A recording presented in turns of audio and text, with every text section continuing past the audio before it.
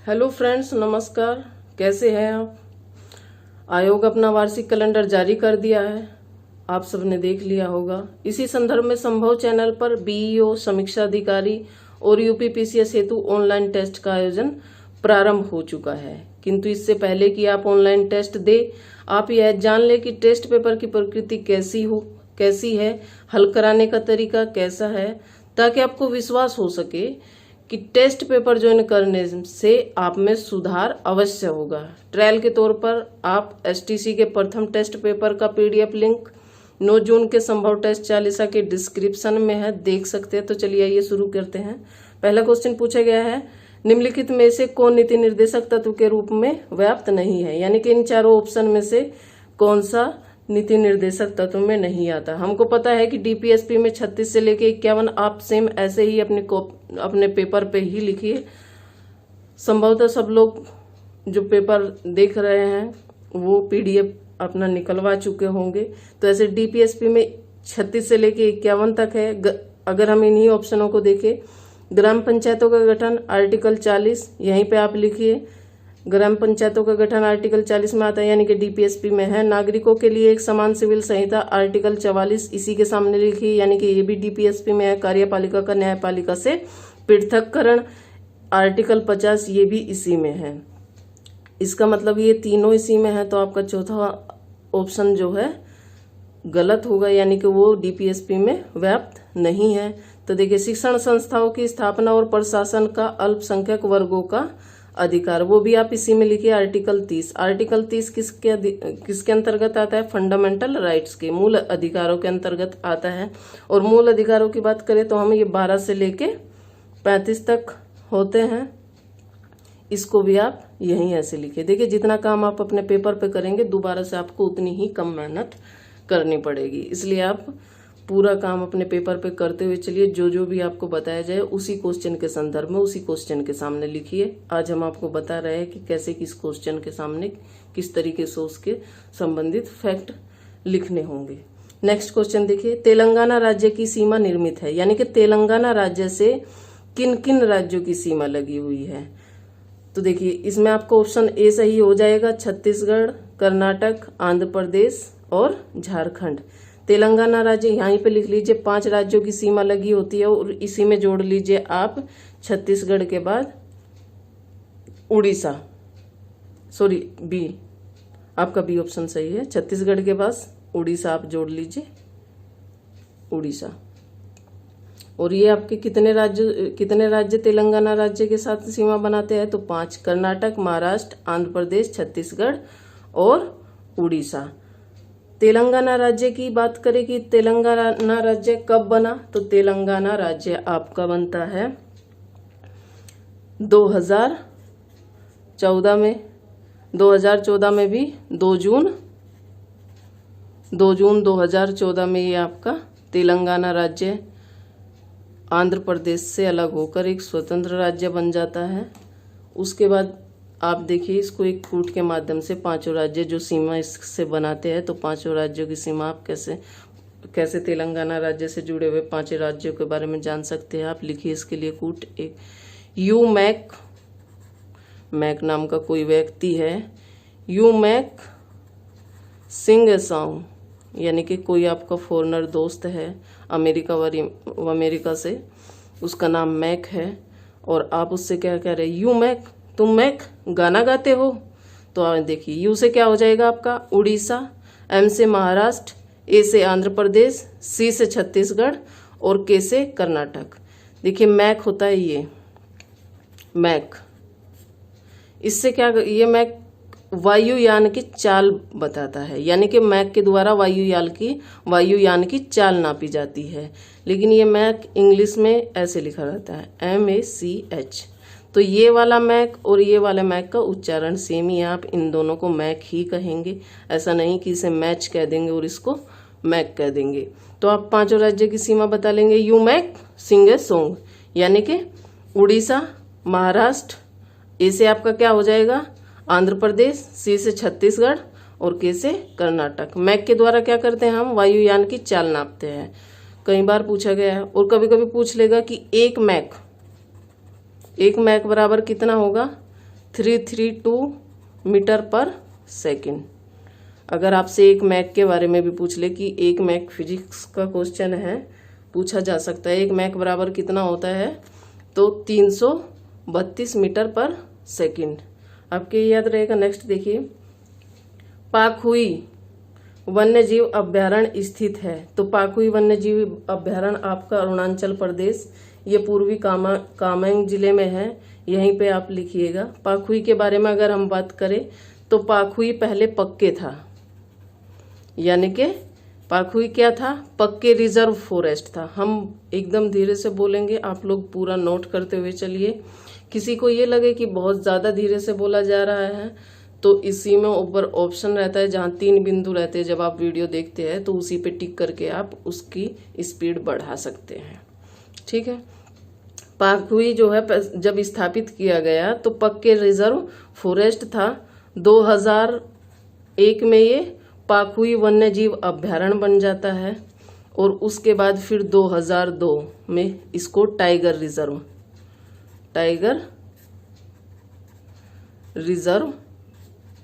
Reserve के रूप में घोषित कर दिया जाता है।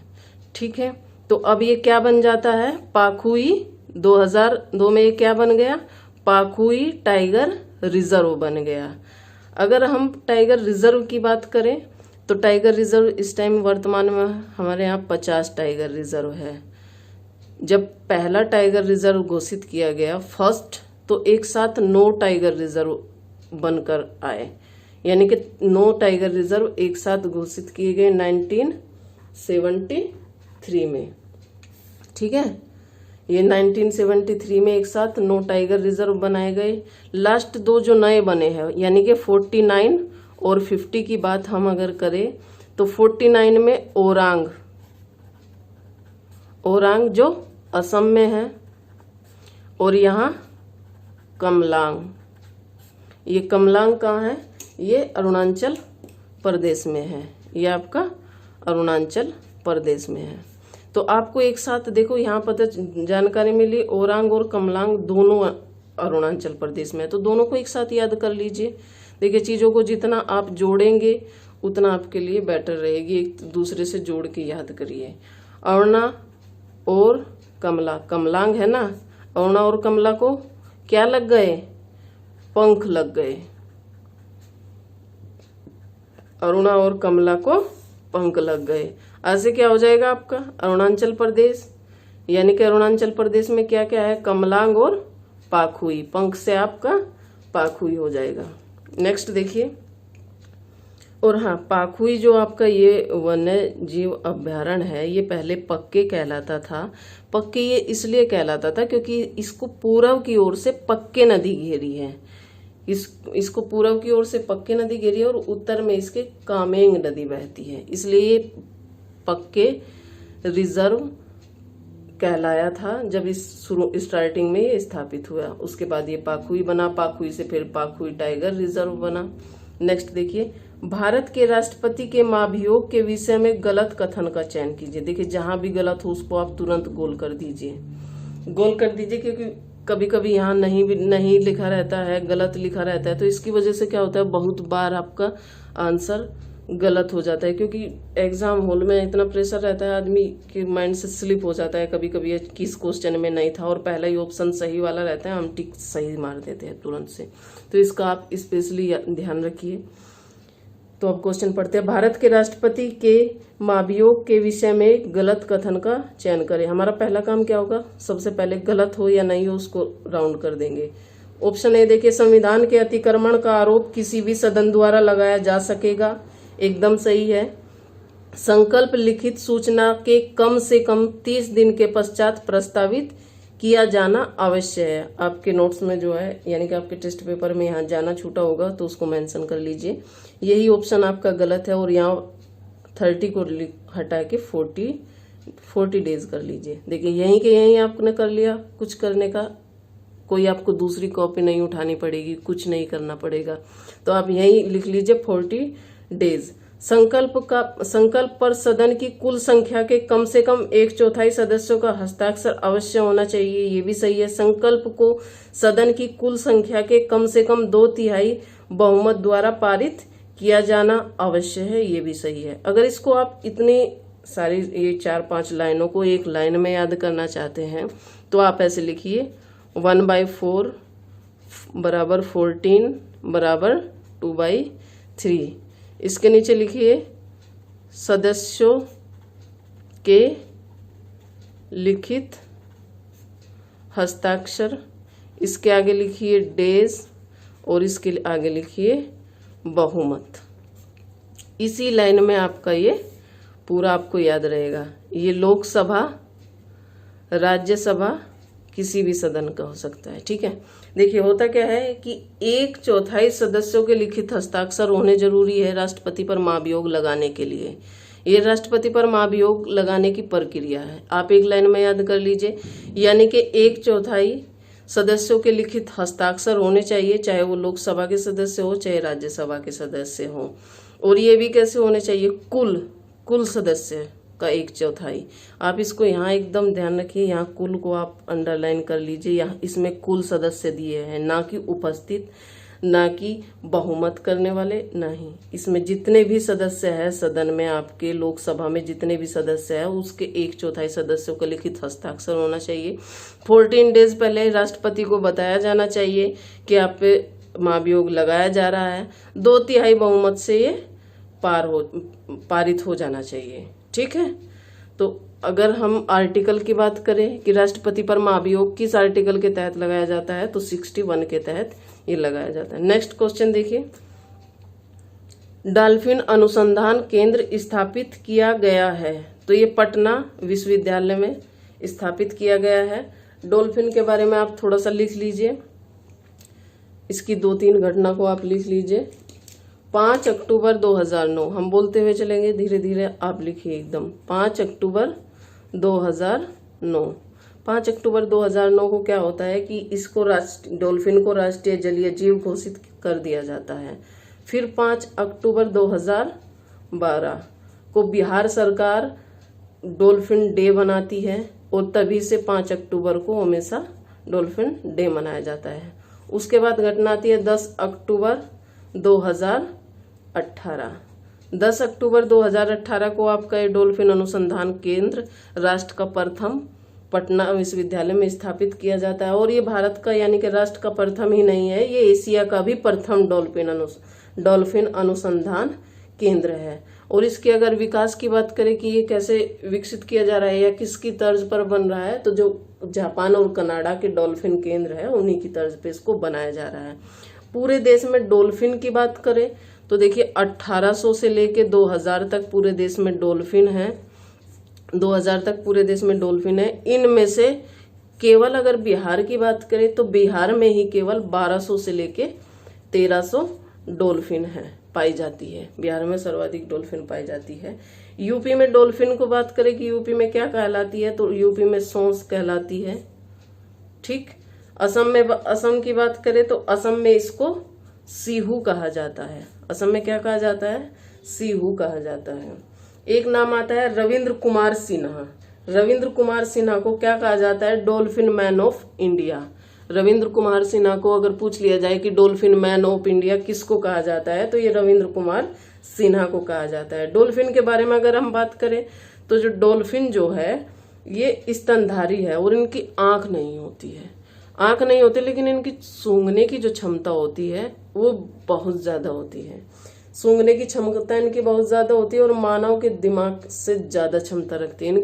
इनकी सेंस इतनी ज्यादा होती है कि ये अगर कोई व्यक्ति खड़ा है तो दूर से ही उसकी सूंघ से ही उसको लगा लेगी कि वो खुश है कि गुस्से में है, उसका स्वभाव कैसा है, इस बारे में वो पता लगा लेती है। अगर इसके दिमाग की क्षमता की बात करें तो देखिए इसके दिमाग की क्षमता अगर हम सीसी में देखें तो ये 1600 से लेके 1700 सीसी है। और वही मानव के दिमाग की हम क्षमता देखें तो मानव के दिमाग की क्षमता 1500 से लेके 1600 सीसी है। नेक्स्ट क्वेश्चन देखते हैं। नेक्स्ट क्वेश्चन की अगर हम बात करें तो देखिए प्रतिषेध रिट सर्वोच्च या उच्च न्यायालय द्वारा जारी किया गया ऐसा आदेश है, यानी कि ये कैसा आदेश है। इसमें आपका ऑप्शन डी सही हो जाएगा, यानी कि किसी अर्धन्यायिक अधिकारी को किसी मामले में कार्यवाही करने से रोकता है। इसमें आपको ऑप्शन डी सही हो जाएगा। प्रतिषेध रिट की बात अगर करें, देखिए प्रतिषेध माने होता है मना करना, रोकना, ठीक है। प्रतिषेध रिट आर्टिकल 23 यानी कि आर्टिकल 32 के तहत सुप्रीम कोर्ट 5 प्रकार की रिट जारी करता है, उन्हीं में से एक प्रतिषेध रिट है। अगर हाई कोर्ट की बात करें तो हाई कोर्ट 226 के तहत यही 5 प्रकार की रिट जारी करता है, जिनमें से प्रतिषेध एक है। प्रतिषेध की बात करें यानी कि प्रतिषेध रिट किसके विरुद्ध भेजी जाती है, तो देखिए ये अधीनस्थ न्यायालय और अर्धन्यायिक अधिकरण और सरकार या निगम के विरुद्ध प्रतिषेध रिट भेजी जाती है। किसके विरुद्ध ये नहीं भेजी जाती है, तो ये राष्ट्रपति, राज्यपाल, हाई कोर्ट के मुख्य न्यायाधीश, निजी और गैर सरकारी व्यक्तियों के विरुद्ध ये नहीं भेजी जाती है। इसको एक लाइन में अगर आप याद करना चाहेंगे तो लिखिएगा, 9 अधिकार क्षेत्र सुनवाई बंद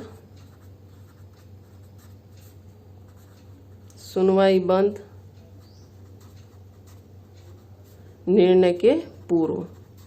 यानी कि क्या होगा, ये रिट भेजी जाएगी, उसमें बताया जाएगा कि ये आपका अधिकार क्षेत्र नहीं है, सुनवाई बंद करिए, ये निर्णय से पूर्व ही ये बात कही जाएगी। तो इस तरीके से आपको एक लाइन में ये याद रहेगा। नेक्स्ट क्वेश्चन देखिए, सही सुमेलित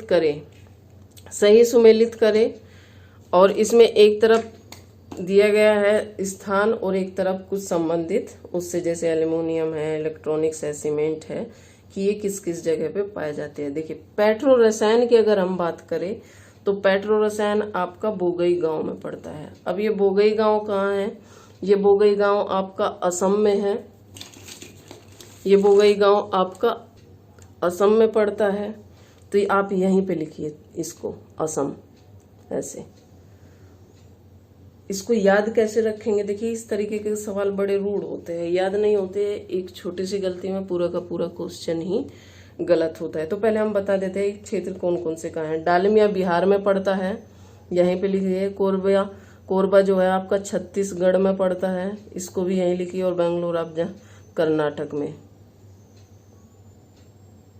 आपका कर्नाटक में पड़ता है। इसको अगर याद करने वाली बात है तो देखिए पेट्रो रसायन बोगई गांव में पड़ता है, ट्रेन की बोगी सब जानते हैं, और पेट्रो रसायन जो है ट्रेन की बोगी से किसी भी गांव में भेजा जा सकता है, या एक गांव से दूसरे गांव में भेजा जा सकता है। सीमेंट की बात करें, सीमेंट डालमिया नगर बिहार में पड़ेगा, यहाँ पे नगर लिख लीजिए, डालमिया नगर बिहार में पड़ेगा। आप सभी जानते हैं अगर जब घर बनाया जाता है सीमेंट की मात्रा कम डाली जाए तो सीमेंट कुछ समय बाद क्या होता है कि अपने आप ही उतर के गिरने लगता है, यानी कि टूटने लगता है। तो आप सीमेंट को कैसे याद करेंगे कि घर बनवाना होगा तो सीमेंट की मात्रा ज्यादा होनी चाहिए। उसके बाद अगर आपको ऐसे भी याद नहीं हो रहा तो इसको एक रोचक फैक्ट के द्वारा बताते हैं, तब आपको शायद याद रहे। देखिए डालमिया भारत ग्रुप है एक, जो पहला उद्योग घराना माना जाता है जिसने भारत की ऐतिहासिक विरासत को गोद लिया, और वो ऐतिहासिक विरासत लाल किला है, आपने न्यूज में देखा भी होगा। तो डालमिया ग्रुप ने यानी कि डालमिया कंपनी ने लाल किले को गोद लिया हुआ है, और लाल किला किसका बना है, सीमेंट का बना है। आप चाहे तो इस कहानी से याद रख सकते हैं। एल्युमिनियम की अगर बात करें तो ये कोरबा इसके लिए होता है। कोरबा से कुछ नहीं दिमाग में कल्पना हो रही होगी, कोई इमेज नहीं बन रही होगी, लेकिन इसी कोरबा को कोबरा पढ़ दे। कोबरा सर्प होता है जहरीला, तो कोबरा आपने प्लास्टिक का देखा होगा, लकड़ी का देखा होगा, लेकिन आज से आप याद रखिएगा कि आपने एल्युमिनियम का कोबरा भी देखा है। कोबरा से आप कोरबा पे चले जाएंगे।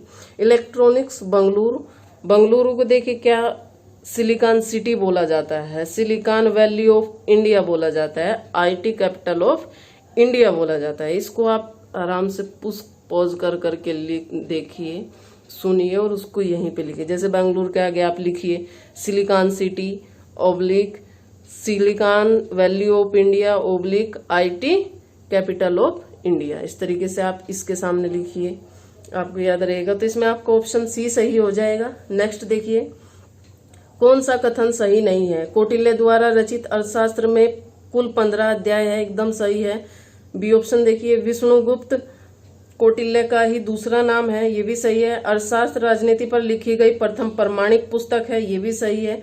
अर्थशास्त्र में कुल 7000 श्लोक हैं। देखिए 7000 नहीं श्लोक है, अर्थशास्त्र में कुल 6000। इस 7 को काटिए, यहीं पे 6 लिखिए, इसका काम खत्म हो गया।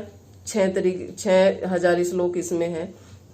अर्थशास्त्र की अगर बात करें तो देखिए अर्थशास्त्र जो है संस्कृत में लिखी गई थी और 4वीं सदी में लिखी गई थी।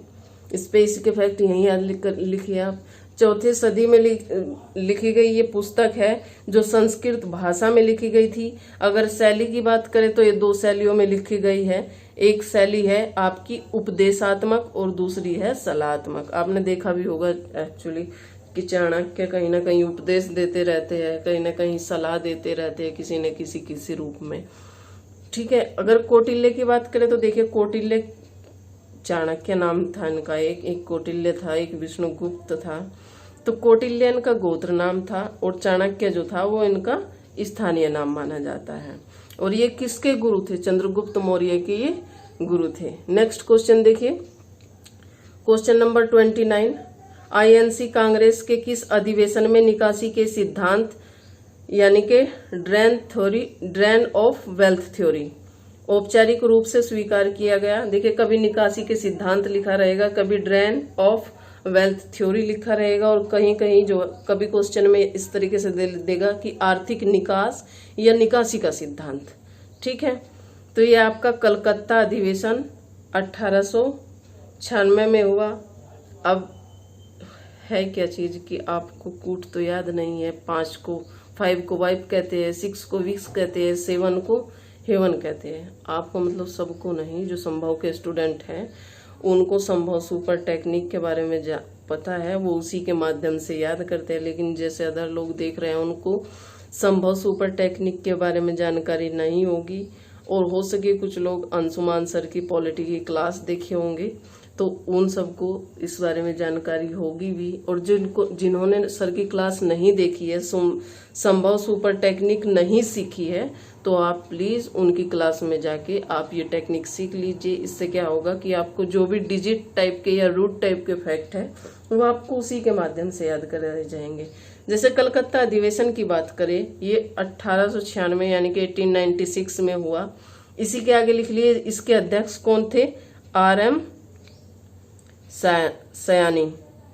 ठीक है, RM सयानी इसके अध्यक्ष थे, यहीं पे लिखिए आप। और इसी अधिवेशन में फर्स्ट टाइम वंदे मातरम गाया गया था। तो अब देखिए आप इसको कैसे जोड़ लेंगे ट्रिक के माध्यम से। 96 का अटल होता है, यानी कि अटल जी से 96 को जोड़ा गया है। सयानी, कलकत्ता और वंदे मातरम।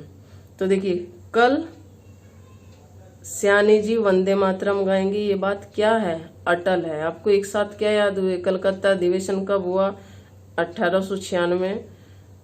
किसने इसकी अध्यक्षता की? RM सयानी ने। फर्स्ट टाइम वंदे मातरम कब गाया गया? तो कलकत्ता अधिवेशन 1896। तो किसी 4 क्वेश्चन आपके जो है 3 से 4 क्वेश्चन आपको एक लाइन में याद हो गई, यानी कि कल RM सयानी वंदे मातरम गाएंगे, ये बात अटल है। अगर हम बनारस अधिवेशन की बात करें तो ये गोपाल कृष्ण गोखले ने इसकी अध्यक्षता की थी। आप यहीं पे लिखिए गोपाल कृष्ण गोखले। तो गोपाल की 5 का वाइफ होता है, गोपाल की पत्नी बनारसी साड़ी पहनती है। कलकत्ता अधिवेशन की बात करें 19 इसमें जो है इसकी अध्यक्षता दादा ने की थी, दादा भाई नरोजी 1906।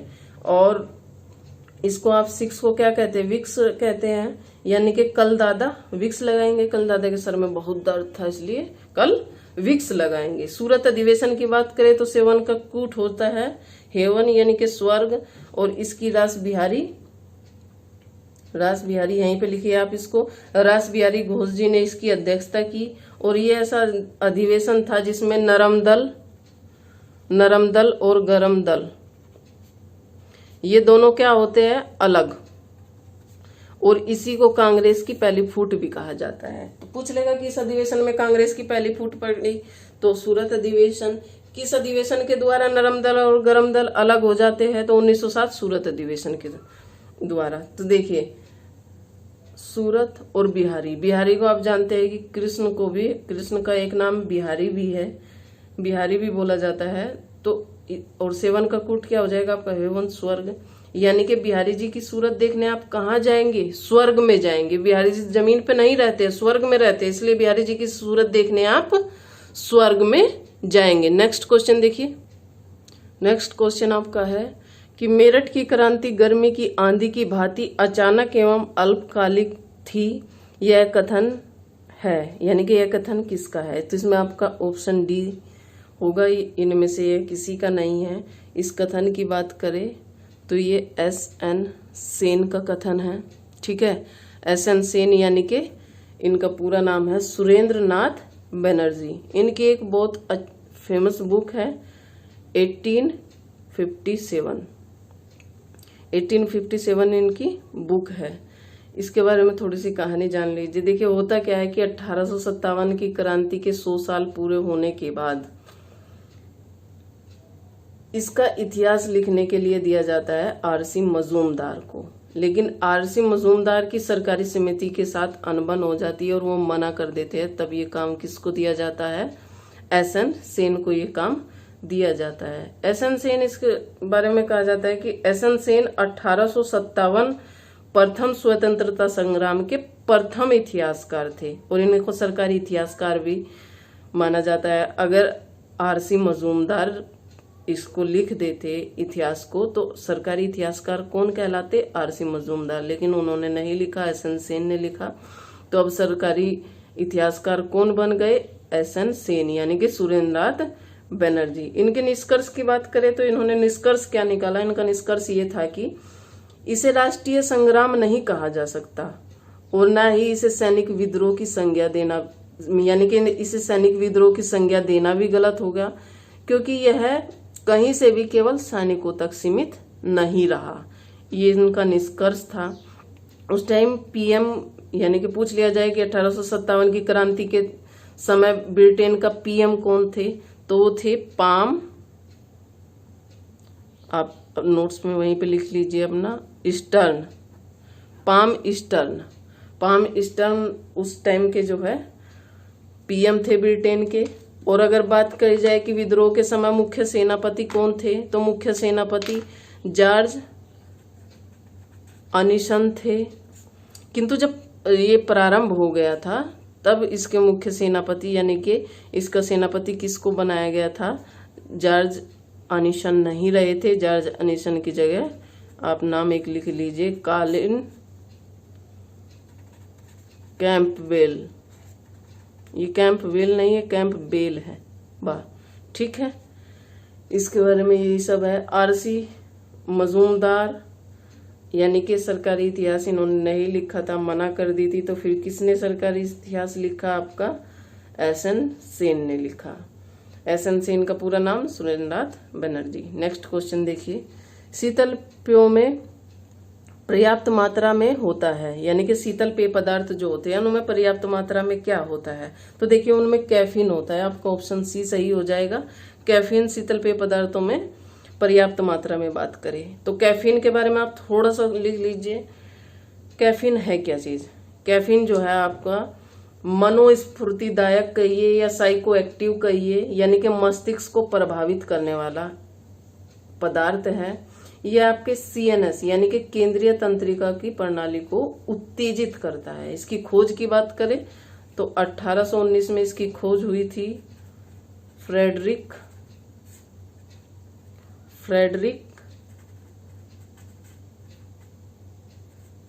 फर्डिनेंड रंज ने की थी।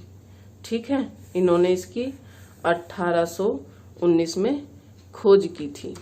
नेक्स्ट अगर बात करें इसकी कि ये पाया किस में जाता है, तो पाया ये जाता है कॉफी में पाया जाता है, चाय में पाया जाता है, मृद पेय पदार्थ होते हैं और जो ऊर्जा देने वाले पेय पदार्थ होते हैं उन सभी में ये कैफीन पाया जाता है। रेनिन की बात करें तो रेनिन, देखिए रेनिन एक एंजाइम है, आप यहीं लिख लीजिए, रेनिन एंजाइम है। इसके यूज की बात करें तो ये डेयरी उद्योगों में यूज होता है और ये दूध के प्रोटीन्स को क्या करता है? ये दूध के प्रोटीन को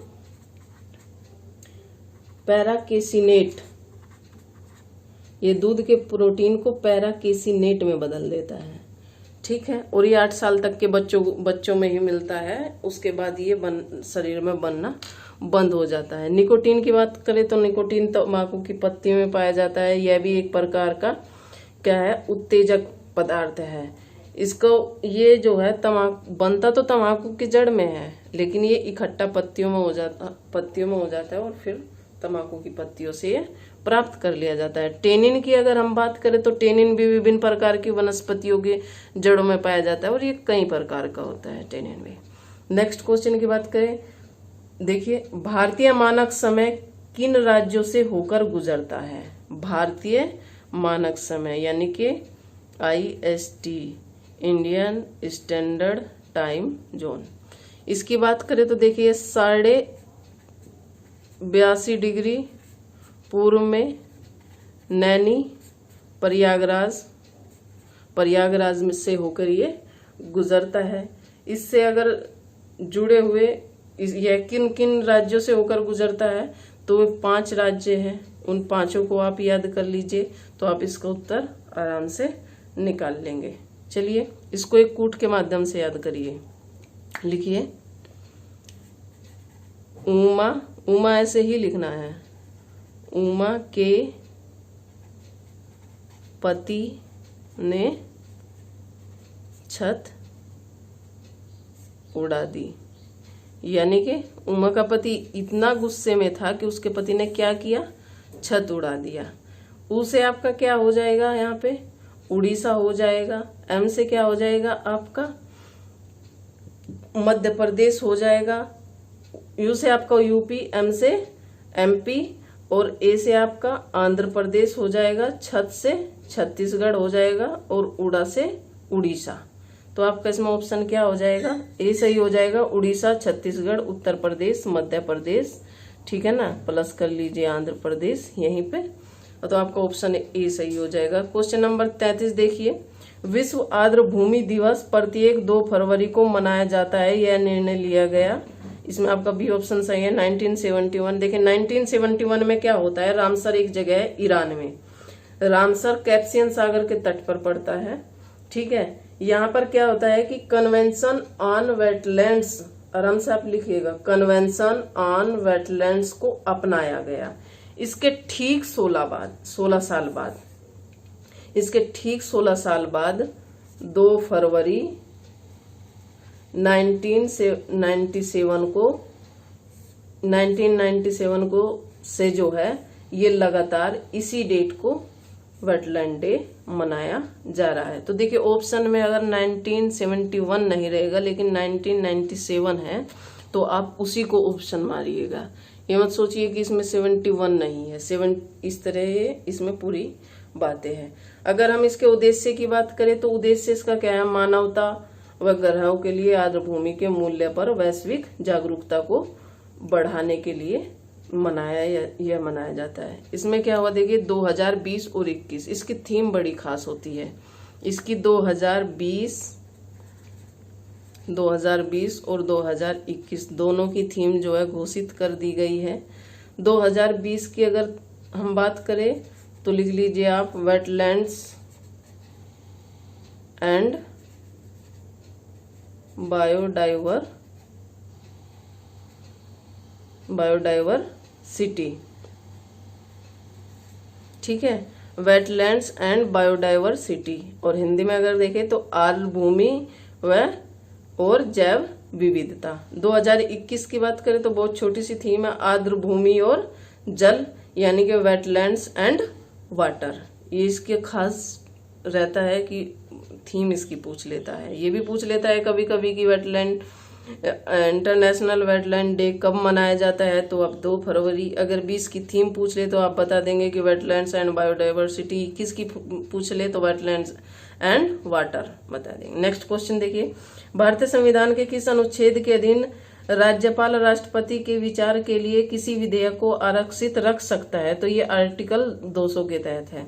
अगर 201 की बात करें तो देखिए 201 के तहत जिस विधेयक को आरक्षित रखा जाता है उसी विधेयक पर राष्ट्रपति घोषणा करेगा कि वह इस विधेयक को अनुमति देता है या रोक लेता है। 169 की बात करें तो राज्य की विधान परिषदों का इसमें उत्साजन या सृजन है, और इस पे विधि कौन बना सकती है, तो संसद की सकती है ये।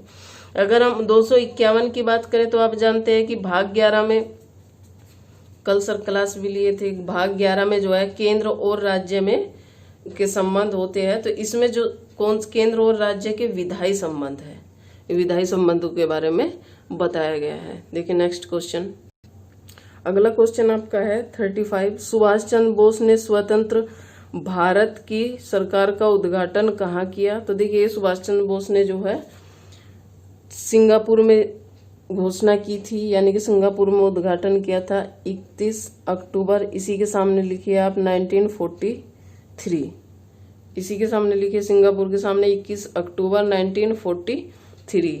न इसमें क्या हुआ कि आजाद हिंद फौज के सर्वोच्च सेनापति के रूप में स्वतंत्र भारत की प्रांतीय सरकार, कभी कभी अस्थायी सरकार भी पूछ लेता है, प्रांतीय सरकार का ये या अस्थायी सरकार बनाई थी। इसमें कुछ देशों ने सहयोग दिया था, जैसे कुछ देश है इटली, चीन, Germany, Japan, Philippines, Manchurian, Ireland आदि देशों ने जो है इसमें सहयोग किया था। नेक्स्ट क्वेश्चन की अगर बात करें हम, विश्व का पहला समन्वित भूतापीय व बायोमास संयंत्र स्थापित किया गया, तो ये टस्कनी इटली में किया गया। ये किस कंपनी के द्वारा किया गया, तो एक कंपनी है इनेल ग्रीन पावर कंपनी, यानी कि इस कंपनी का नाम क्या है, इनेल ग्रीन पावर कंपनी। एक तो इन डॉट्स से जो है इतनी जल्दी शब्द बिगड़ जाता है कि फिर वो जो लिखना चाहते हैं वो रहता ही नहीं है। इनेल, ठीक है, ये कंपनी का नाम क्या है, इनेल ग्रीन पावर कंपनी। नेक्स्ट देखिए, सही सुमेलित करें, एक तरफ उद्यान दिए गए, एक तरफ राज्य दिए गए। हम एक एक के बारे में कुछ अच्छी अच्छी जानकारी है जो आपको कहीं ना कहीं क्वेश्चन में पूछी गई है या भविष्य में पूछी जाने वाली है, एक एक करके वो बताते हुए चलेंगे, तो आप जो है उसको लिख लीजिए। जैसे पहला है ग्रेट हिमालय राष्ट्रीय उद्यान, ये कहाँ पे है, ये आपका हिमाचल प्रदेश में है, हिमाचल प्रदेश में भी कुल्लू जिले में। इसकी स्थापना की अगर बात करें तो ये 1984 में बना और 1999 से इसको राष्ट्रीय पार्क घोषित कर दिया गया। ठीक, जैव विविधताओं के लिए ये प्रसिद्ध है, और जैव विविधताओं के लिए ये क्यों प्रसिद्ध है, तो देखिए 800 प्रकार के पौधे, 25 प्लस प्रकार के वन, 180 से भी अधिक प्रकार की प्रजातियां पाई जाती है, इसलिए ये जैव विविधता के लिए प्रसिद्ध है। दूसरे की बात करें ब्लैक बग राष्ट्रीय उद्यान, तो आपका ये भावनगर गुजरात में है और इसकी स्थापना 1976 में हुई। ब्लैक बग की बात करें तो ब्लैक बग यानी कि काला हिरन, और इसका अधिकतर हिस्सा जो है खंबात की खाड़ी में है। सुल्तानपुर राष्ट्रीय उद्यान, सुल्तान मूवी देखी होगी आपने, हरियाणा की है, भूलिएगा नहीं, ठीक है। ये तो आप जानते ही है कि सुल्तान मूवी हरियाणा के उसमें पात्र है, तो आप इसको सुल्तानपुर राष्ट्रीय उद्यान को भी मत भूलिए, ये हरियाणा में है और ये हरियाणा के गुरुग्राम के सुल्तानपुर में है। ये सुल्तानपुर नामक एक स्थान है जो गुरुग्राम में पड़ता है, ठीक है। 1972 में क्या होती है, इसकी स्थापना होती है बटर बर्ड रिजर्व के रूप में। फिर 1989 में नेशनल पार्क बना दिया जाता है, इससे पहले ये केवल पक्षी विहार था। और इसकी एक खासियत है कि सुल्तानपुर राष्ट्रीय उद्यान में साइबेरियन साइरस के लिए ये प्रसिद्ध है, वो आते रहते हैं। अन्य नाम इसका एक सलीम अली पक्षी विहार भी है। सलीम अली जो है पक्षी वैज्ञानिक थे, यानी कि उन्होंने इस क्षेत्र में पक्षी विज्ञान के क्षेत्र में बहुत अधिक कार्य किया था। चंदोली राष्ट्रीय उद्यान की अगर बात करें तो देखिए चंदोली राष्ट्रीय उद्यान महाराष्ट्र में पड़ता है और एक चंदोली यूपी में भी पड़ता है, उससे आप बिल्कुल रिलेट मत करिए। चंदोली राष्ट्रीय उद्यान आपका महाराष्ट्र में पड़ेगा। महाराष्ट्र के ये 3 जिलों में फैला है, सतारा, कोल्हापुर और सांभाली, ठीक है।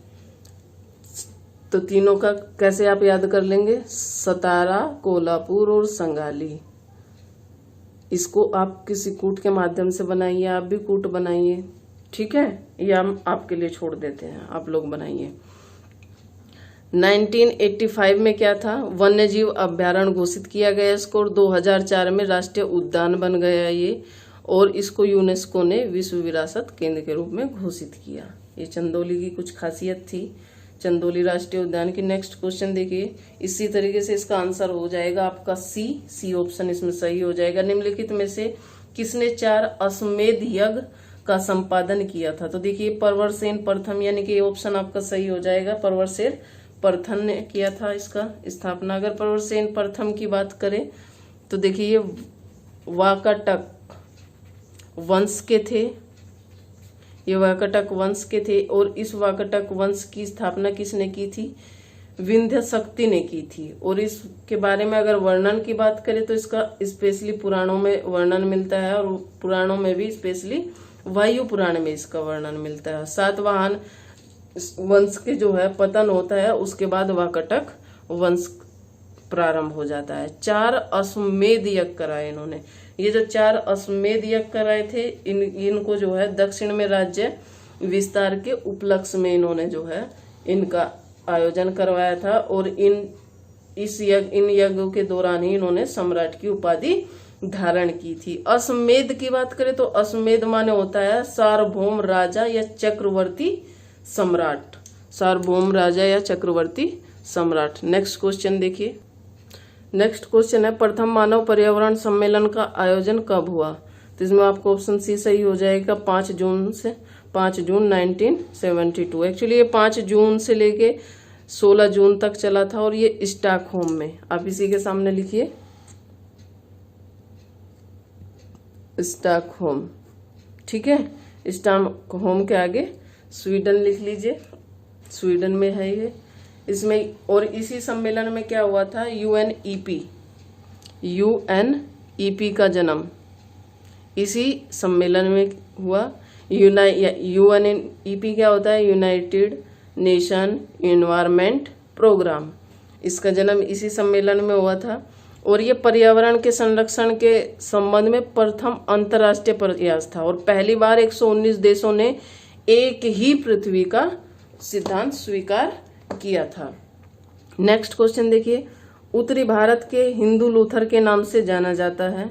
तो इसमें ऑप्शन डी सही होगा, क्योंकि उत्तरी भारत के हिंदू लूथर की बात करें तो ईश्वर चंद्र विद्यासागर थे। दयानंद सरस्वती की अगर हम बात करें तो इनको मार्टिन लूथर कहा जाता है, भारत का मार्टिन लूथर। दयानंद सरस्वती का जन्म जो है गुजरात में हुआ था, गुजरात के टंकारा में 12 फरवरी 1824। इन्होंने ही, दयानंद सरस्वती ने ही आर्य समाज की स्थापना की थी 1875 में, और इन्होंने ही फर्स्ट टाइम बोला था इंडिया फॉर इंडियंस। क्या बोला था इन्होंने first time? India for Indians. और 1876 यानी कि 1876 में इन्होंने स्वराज शब्द का उपयोग किया था। लेकिन बात यह है कि स्वराज शब्द हाईलाइट कब होता है? तो इसको हाईलाइट करते हैं तिलक जी, ठीक है। नेक्स्ट क्वेश्चन देखिए, अब आपको उत्तर भारत का हिंदू लूथर पूछे तो ईश्वरचंद विद्यासागर और दयानंद सरस्वती के बारे में क्या है? ये भारत का मार्टिन लूथर थे। अपवाह क्षेत्र के आधार पर निम्न में से भारत की सबसे बड़ी नदी, तो देखिए आपकी भारत की सबसे बड़ी नदी यमुना है, लेकिन इसका एक आप कोट याद कर लीजिए, एक की जगह आप कई नदियां बता देंगे अपवाह के क्षेत्र में घटता कर। देखिए लिखिए, ये